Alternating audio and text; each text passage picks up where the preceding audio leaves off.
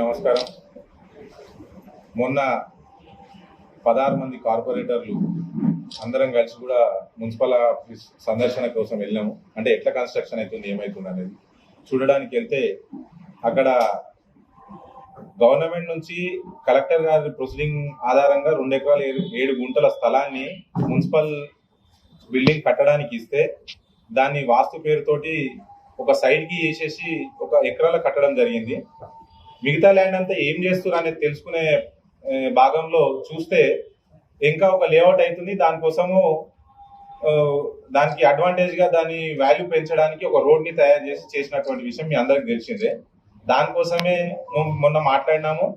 దాని మీదే మేము ఎంఆర్ఓ గారికి కూడా కంప్లైంట్ ఇచ్చినాము. ఇమీడియట్గా అది ఏదైతే సర్వే మీరు చేశారో మొత్తం కూడా ఫెన్సింగ్ చేసిస్తే మా మున్సిపల్ నుంచి మేము ఉన్నటువంటి ఫండ్స్ నుంచి కాంపౌండ్ వాల్ కట్టేసి ఏది ఉన్నా కానీ గవర్నమెంట్ స్థలం 1 ఇంచ్ కూడా ఖరాబ్ కాకుండా 1 ఇంచ్ కూడా వృధాగా పోకుండా ఉన్నటువంటి ల్యాండ్ మొత్తం కూడా మేము ప్రొటెక్ట్ చేసుకుంటామని మీ అందరి సమక్షంలో చెప్పడం జరిగింది. దాని తర్వాత దీన్ని తప్పదారి పట్టియడానికి ఒక పెద్ద మనిషి జగదీశ్వర్ గౌడ్ని ఇన్వాల్వ్ చేసి ఆయన కడీలు వాగుతాడు, గవర్నమెంట్ ల్యాండ్ లో కడీలు వాగుతాడు. ఈయనకి ఏం అధికారం ఉందని చెప్పేసి అధికారులు అడుగుతలేరు, మాజీ మేయర్ మహేందర్ గౌడ్ అడుగుతలేడు. నువ్వు ఎందుకు కడీలు వాచినావని ఇప్పుడు గవర్నమెంట్ స్థలంలో పాతడానికి నీకు ఎవరు రైట్ ఇచ్చిరనే ఎవరు అడుగుతలేరు. ఆయనకు వెనకాల ఉన్నటువంటి ల్యాండ్ 4 ఎకరాల 39 గుంటల స్థలం ఉండేనంట. 4 ఎకరాల 39 గుంటల స్థలము ఆయన స్వయంగా ఆయన సంతకాలు పెట్టి వాళ్ళ అన్నదమ్ములు సంతకాలు పెట్టి ఉన్న భూమి అంతా ఉన్నది కంప్లీట్ గా భూమి అమ్మేసారు. భూమి అమ్మేసినాక నీకు ఇంకా పొలం నీకు ఇంకా ఏడికైనా వచ్చింది. ఇప్పుడు నేను సామాన్య రైతుని అంటున్నాడు కదా, ఈయన రైతు ఏ సామాన్య రైతు అందరికీ తెలుసు. ఈయన సామాన్య రైతు కాదు. ఈయన 24 గంటలల్లా 18 గంటలు 19 గంటలు కోట్ల చుట్టూ తిరుగుతాడు. అందరిని లిటికేట్ జగదీశ్వర్ గౌడ్ అంటారు. ఈయన ప్రతిదీ లిటికేట్ పెడుతుంటాడు అనమాట. మా మీద పరువు నష్ట దావా వేస్తాను అంటున్నాడు. అక్కడ నీకు ప్రశ్నిస్తే మా మీద ఆయన ఆ విధంగా మాట్లాడడం పరువు నష్ట దావా వేస్తానంటే ఒక ప్రభుత్వ స్థలాన్ని మేము కాపాడే అధికారం మాకు లేదా? ప్రభుత్వ స్థలం కాపాడడానికి పోతే పరువు నష్ట దావా వేస్తారా? ఆయన పరువు నష్ట దావా ఒక్కటి కాదు 100 పరువు నష్ట దావాలు వేసినా ఎదుర్కొనే సత్తా మాకున్నది. మేము 100% ఎదుర్కొంటాము. ఆయన ఒక విషయం చెప్తున్నాడు, 16 మంది కార్పొరేటర్లని మీరు అందరు ఎట్లా గెలుస్తారో చూస్తా అంటే, నాయన నువ్వు ఒక్కడో ఓటు వేయవరా నాయన, మమ్మల్ని ఎన్నుకున్న ప్రజలు మాకు ఓట్లు వేస్తారు, మేము చేసే సేవను బట్టి మాకు ఓట్లు వేస్తారు. నువ్వు ఒక్కడ పోయి 16 బాక్సులలో కూర్చొని 16 కార్పొరేషన్ల వార్డులలో కూర్చొని నువ్వేమో ఒక్కడవే ఓట్లు గుద్దవు. మేము చేసే పని మా పనితీరుని బట్టి మమ్మల్ని ప్రజలు ఎన్నుకున్నారు, ఇక ముందు కూడా ఎన్నుకుంటారు. ఇప్పుడు నీ ఎంబడి ఉన్నటువంటి ఎవరినైతే 3-4 చూపించి నువ్వు అంత డ్రామాలు ఆడుతున్నావో ఫస్ట్ వాళ్లకు డిపాజిట్ వస్తాయా లేవా చూసుకో. నువ్వు 16 మంది గురించి మాట్లాడే నైతిక హక్కు నీకు లేదు. ఎందుకంటే నువ్వు గతంలో సర్పంచ్ లాడ్డావు, కనీసం డిపాజిట్ రాలేదు. నువ్వు మా గురించి మాట్లాడేది. మేము ఒకటే చెప్తున్నాము, ఇప్పుడు అధికారులను కూడా ఒకటే కోరుతున్నాము, మేము ఫైట్ చేసేటువంటి ప్రభుత్వ స్థలాన్ని 1 సెంటీమీటర్ 1 ఇంచ్ కూడా మేము వదిలే ప్రసక్తే లేదు. దీంట్లో ఎటువంటి ప్రెషర్స్ వచ్చినా మేము లొంగే ప్రసక్తే లేదు. ఎట్టి పరిస్థితుల సోమవారం లోపట ఇది ఫెన్సింగో కాంపౌండ్ వాల్ స్టార్ట్ చేయకపోతే మాత్రం సోమవారం చూసుకుంటాము, మంగళవారం నుంచి ఆడ ధర్నా ఖచ్చితంగా మేము కూర్చుంటాం. ఎందుకంటే కోట్ల రూపాయలు విలువ చేసేటువంటి ప్రభుత్వ స్థలాన్ని మేము ఎట్టి పరిస్థితుల అన్యాక్రాంతం కానీయము. ఈ ప్రభుత్వ స్థలం గురించి రోడ్ అని మాట్లాడుతున్నావు, పొలాలు ఉండే అంటాడు. నువ్వు పొలాలు ఉన్నప్పుడు ఎవడో ఎక్కడో నడిచిండు. ప్రభుత్వ స్థలం అన్నప్పుడు బౌండరీలు ఫిక్స్ అయినప్పుడు నీకు రోడ్ ఇవ్వాలని 7 రైట్స్ ఉన్నాయి. నాకు అది చూపించాలి. ఉన్న లేఅవుట్లకు రోడ్లు ఉన్నాయి.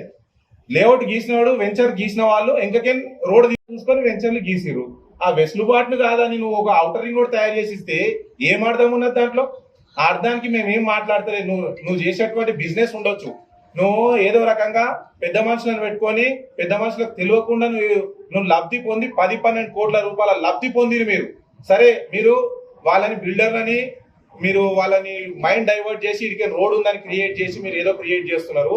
ఎట్టి పరిస్థితుల ప్రభుత్వ స్థలాన్ని మాత్రం 1 ఇంచ్ కూడా వదిలేది లేదు. ఈ మహేందర్ గౌడ్ ఉన్నటువంటి అధికారాన్ని చేతిలో పెట్టుకొని ఇన్ని రోజులు ఎన్నో నాటకాలు చేసిండు, ఎన్నో ప్రభుత్వ స్థలాన్ని మింగిండు.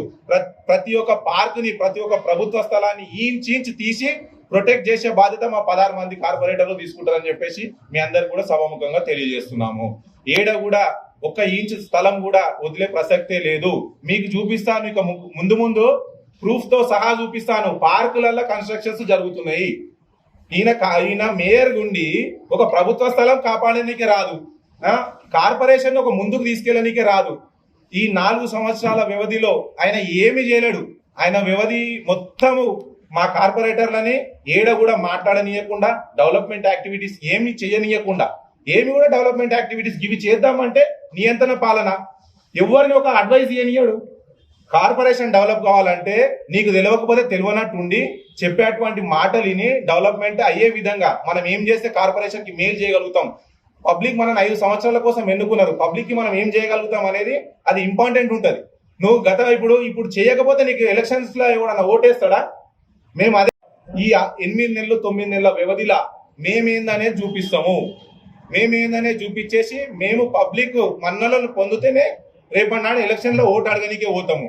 మాకు డెఫినెట్ గా ఒక ధీమా ఉన్నది. ఈ 8-9 నెలల మేము ఏదో ఒకటి కార్పొరేషన్ కు ఒక మంచి పేరు తీసుకొచ్చే విధంగా అందరం పనిచేస్తాము, పనిచేసి చూపిస్తాము. వచ్చే ఎలక్షన్లలో పబ్లిక్ అందరు కూడా ఈ 16 మంది కాకుండా మిగతా వాళ్ళలో కూడా మా మెంబర్స్ ఉన్నారు. ఖచ్చితంగా 22కి 22 కార్పొరేట్ కొట్టి తీరుతామని చెప్పేసి కూడా తెలియజేస్తున్నాం. ఆయనకు సంబంధించిన మీరు అన్నట్టు కూడా ఇది sale deed, registered sale deed 1997 లా జగదీశ్వర్ గౌడ్ గారు, గోకరి జగదీశ్వర్ గౌడ్ గారు, గోకరి వీరార్జున్ గారు అమ్మేరు. ఈ ఉన్న ల్యాండ్ 4 ఎకరాల 39 గుంటలు ల్యాండ్ అమ్మేసి 39 గుంటలు ఉన్నది. సింపుల్ గా ఒకటే, ఆయన మొత్తం మేధావి అనమాట, అపర మేధావి, కోట్ల చుట్టూ తిరిగి అందరినీ అది చేస్తుంటారు. ఉమ్మడి కుటుంబం అంటున్నాడు కదా, ఇలా ఉమ్మడి కుటుంబంలో ఒక్క అన్నదమ్ములు కూడా వాళ్ళకి సపోర్ట్ గా లేరు, ఒక్క అన్నదమ్ములు కూడా సపోర్ట్ లేదు. ఎందుకంటే వాళ్ళకున్న ఆస్తుల మీద ఈయన కేసులు వేస్తాడు. సొంత అన్నదమ్ముల మీద కేసు వేస్తాడు, పక్కన గురించి మాట్లాడుతుంటే ఇక పెద్ద జోక్ అయిపోతుంది అది. నాకు కూడా ఇప్పుడు మా చుట్టమని అంటున్నాడు కదా, ఇప్పుడు ఇదే సురేష్ గౌడ్ నా మేనమామ, ఇదే సురేష్ గౌడ్ ఆయనకు పాలోళ్ళు. ఇప్పుడు ఆ న్యాయం ఏందో, సురేష్ గౌడ్ కు సంబంధించినటువంటి పొలంలా 1 ఇంచు జాగా ఇస్తలేడు ఆయనకు. ఇప్పుడు సురేష్ గౌడ్ కు సగం షేర్ ఉండాలి, సురేష్ గౌడ్ ఫ్యామిలీకి సగం షేర్ ఉండాలి, జగదీశ్వర్ గౌడ్ సగం షేర్ ఉండాలి. నీతులు చెప్తున్నాడు కదా, ఆయన మీదే కేసులు వేసి ఏమేసి సురేష్ గౌడ్ వాళ్ళ ఫాదర్ ని మోరీలేసి తొక్కిన రోజులు ఉన్నాయి. ఇవాళ సురేష్ గౌడ్ అన్ని మర్చిపోయి జగదీశ్వర్ గౌడ్ ఎంబడి తిరుగుతుండు. అది ఆయన పర్సనల్ ఇష్యూస్. నేను కూడా నా పర్సనల్ ఇష్యూస్ తీయొద్దు అనుకున్నాను. నిన్న నా గురించి మాట్లాడి నేను ఏదో పోలీస్ స్టేషన్ లో ఉంటే నన్ను ఏదో ఇడిపించినది అని చెప్పినాడు. ఇవన్నీ ఏం పిచ్చి కథలు పెట్టిరు. ఆ 7 కోట్ల రూపాయలు కనీసం ఒక 10-15 మంది కార్పొరేటర్లు 50 లక్షలు అంటే ఎన్ని రోడ్లు పడతాయి, ఎన్ని డ్రైనేజ్లు పడతాయి? ప్రజలు ఎదుర్కొంటున్నటువంటి సమస్యలను మనం తీర్చడానికి ఉన్నాం కాబట్టి మనం అది తీరుస్తామని చెప్పేసి చెప్పడం జరిగింది. ఇంత పెద్ద బిల్డింగ్ చూపించడానికే, షో పుటప్ చేయడానికే మేము ఒప్పుకోలేదు. దాని తర్వాత వాళ్ళు ప్రెషరైజ్ చేసి ఆ తీర్మానాన్ని ఓకే చేసుకున్నారు. ఇప్పుడు కూడా మేము ఏమంటున్నాము, ప్రజలకు ఏదైతే అవసరాలు ఉన్నాయో అవసరాలు తీర్చడానికి మేము మూకుముడిగా అందరం కలిసికట్టుగా పనిచేస్తాం. సపోర్ట్ చేయము. మా మీద ఎంత ప్రెషర్లు వచ్చినా సరే న్యాయమే మాట్లాడతాం తప్ప వేరేది ఏం లేదా. ఓకేనా? ఇక్కడ కేసు అనేది ఎప్పటికి ఉండిపోతుంది. ప్రసాద్ కుమార్ సరే ఇడిపించినారు కదా, నా మీద కేసు కావాలి కదా. ఏ ఒక్క వ్యక్తిని కూడా మీరు సింపుల్ గా ఆలోచించండి, ఏ ఒక్క వ్యక్తిని కూడా వితౌట్ కేసు 24 అవర్స్ పిఎస్ లో పెట్టడానికి వీల్లేదు. నన్ను 24 గంటలు పిఎస్ లో పెడితే దానికి సంబంధించినటువంటి ఎఫ్ఐఆర్ కాపీ, అది క్లోజ్ అయినా ఓపెన్ ఉన్నా సరే అది చూపియండి. అది చూపిస్తే నేను దానికి కూడా సమాధానం చెప్తా. ఇప్పుడు ఇట్లా పర్సనల్ మాట్లాడితే ఇదే జగదీష్ గౌడ్ ని రాజేంద్రనగర్ చౌరస్తాలో అన్నదమ్ములు చెంపల మీద కొడుతుంటే నేను పోయి తీసుకొని వచ్చిన, బతింలాడి నేను పోయి తీసుకొని వచ్చిన. ఇట్లా ఇవన్నీ తీస్తే మంచిగుంటదా? ఆయన పెద్ద మనిషి, ఆయన విజ్ఞతకు వదిలేస్తున్నా. నాతోటి ఇప్పుడు ఇవన్నీ పెట్టుకుంటే నువ్వేం మాట్లాడతావు, నీకన్నా 10 రెట్లు నేను మాట్లాడగలుగుతా. బట్ నేను ఏజ్ కు విలువనిస్తున్నా. నువ్వు పెద్ద మనిషి కాబట్టి నేను విలువనిస్తున్నా. ఆ పెద్ద మనిషి తనం ఉంచుకుంటే నీ ఇష్టం, ఉంచుకోకపోతే నీ ఇష్టం. నువ్వు ఉన్నటువంటి ఇప్పుడు నీ ఎంబడి నువ్వు ఏదో 4-5-3 కార్పొరేటర్లను పెట్టుకొని ఏదో చేస్తున్నావో, నువ్వు ఇన్ని రోజులు ఆ కార్పొరేటర్లను పెట్టుకొని వాళ్ళకు ఊది వాళ్ళని మొత్తం చెట్లు గుట్టలు పట్టించినావు. అది అందరికీ తెలుసు. ఏ ఒక్క కార్పొరేటర్ ఉన్నటువంటి కార్పొరేటర్లు ఇప్పుడు ఆ 3 ఎవరైతే ఉన్నారో వాళ్ళకు పెద్ద గైడెన్స్ ఈయననే. ఈ గైడెన్స్ ఇచ్చి ఏం చేసిండో అందరికీ తెలుసు. ఆయన ఏం చేసినా సరే మేము దానికి సిద్ధంగానే ఉన్నాము. ఆయన ఏ పరువు నష్ట దావా వేసినా ఒక్కటి కాదు 100 ఏమంటున్నాం. ప్రభుత్వ స్థలాలు కాపాడితే పరువు నష్ట దావా వేస్తారా? ఇది ఒకటే మా క్వశ్చన్ ఒకటే. పరువు నష్ట దావా అంటే ప్రభుత్వ స్థలం కాపాడడానికి ప్రశ్నిస్తే పరువు నష్ట దావా వేస్తారా? చివరికి మీ డిమాండ్ ఏంటో సరే 16 మంది కార్పొరేటర్లు మేము ప్రతి ఒక్క ప్రభుత్వ స్థలాన్ని కాపాడి, ఆ కాపాడినటువంటి స్థలాన్ని ఉత్తగానే కాపాడడం కాదు, ప్రయోజనం కార్పొరేషన్ కు ప్రయోజనం. అక్కడ ఒక కాలేజ్ కట్టుకోవడానికి, అంటే స్థలాన్ని బట్టి ఒక కాలేజ్ కట్టుకోవడానికా, స్కూల్ కట్టుకోవడానికా, ఏదైనా హాస్పిటలా, ఏదైనా క్లినికా, బస్తీ దవాఖానాలా, ఏదో దాన్ని కూర్చొని ప్లాన్ చేసుకుంటే ఈ 4 ఏళ్ల వ్యవధి మొత్తం కూడా పిచ్చి పరిపాలన, తుగ్లక్ పరిపాలన లెక్క చేసిండు. ఇప్పుడు డిప్యూటీ మేయర్ గారు, కార్పొరేటర్లు అందరు కలిసి 100 సార్లు అడ్వైస్ ఇస్తే కూడా ఒక్కసారి అడ్వైస్ తీసుకోకపోవడం అనేది ఇక మాకైతే అర్థం కాలేదు. మేము అది కూడా విసికి ఉందే మేము ఈ డిసిషన్ తీసుకోవాల్సి వచ్చింది. ఇంకోటి, గోవా కోసం మాట్లాడిండు ఆయన. మేము గోవా వెళ్ళినామని అన్నాడు. సరే, ఇక ఫ్రెండ్ సర్కిల్లో గోవా వెళ్ళినాము. ఇప్పుడు ఇక్కడ కార్పొరేటర్లు అందరూ కూడా అందుబాటులో ఉన్నారు, ఒరిజినల్ కార్పొరేటర్స్ అందుబాటులో ఉన్నారు. మేము అంటే మాకు సొంతంగా దోస్తులు కూడా కలిసిపోనికే మాకు లేదా? రాజ్యాంగం కల్పించినటువంటి అంబేద్కర్ గారు రాజ్యాంగంలో కల్పించినటువంటి హక్కుల కోసం ఏదైతే అవిశ్వాస తీర్మానము 4 సంవత్సరాల లేదా పెట్టాలని ఉందో ఆ రాజ్యాంగం ప్రకారంగా మేము అవిశ్వాసం పెట్టినాము. మా టీం అంతా మేము ఎట్లా చేయాలనో అట్లా చేసినాము. మాకు ఎన్నో అడ్డంకులు వచ్చినా కానీ ఒక్క సెంటీమీటర్ కూడా బెదరకుండా మేము అవిశ్వాస తీర్మానాన్ని ప్రవేశపెట్టి దించాలి, ఈ అసమర్థుని దించాలి అని ఒకటి డిసైడ్ అయినాము. అసమర్థుని దించినాము. ఈ సమర్థవంతమైన పాలన 9 నెలల్లో మేము చూపించి కార్పొరేషన్ లో మేము మేలు చేస్తేనే కార్పొరేషన్ లో మా ప్రజలని మేము ఓట్లు అడుగుతాము. 100% ప్రభుత్వ స్థలం ఏడున్నా మా దృష్టికి వస్తే మాత్రం సికిందర్గూడ కానీ ఏది కానీ బండ్లగూడ కార్పొరేషన్ లిమిట్స్ లో మొత్తం కూడా మీరు ఇక ముందు చూస్తారన్నా, ఏడ ఉన్నా కానీ దాన్ని ప్రొటెక్ట్ చేసుకుంటేనే దాన్ని ఏ విధంగా ముందుకు తీసుకుపోతే కార్పొరేషన్ కి మేలు జరుగుతుందని అది విధంగా మేము చూసుకుంటాం. 4 సంవత్సరాల నుంచి పార్కులు కబ్జా అవుతున్నాయి. అవి అప్పుడు అడ్డుకోకుండా ఇప్పుడే ఎందుకు అడ్డుకుంటాం? ప్రాంతం అవుతుంటే మేము మా మీద ప్రెషర్స్ వచ్చినా గానీ ఆ ప్రెషర్స్ కి లొంగకుండా కలెక్టరేట్ లో పోయి కంప్లైంట్ ఇచ్చి ఫెన్సింగ్ వేయడం జరిగింది. ఇది ఒకటి చాలు మేము ప్రభుత్వ స్థలాన్ని కాపాడడానికి ముందుకు వచ్చినామని చెప్పడానికి. టోటల్ గా మీరు పార్కులన్నీ కాపాడుతారా? అన్ని కాపాడతాం.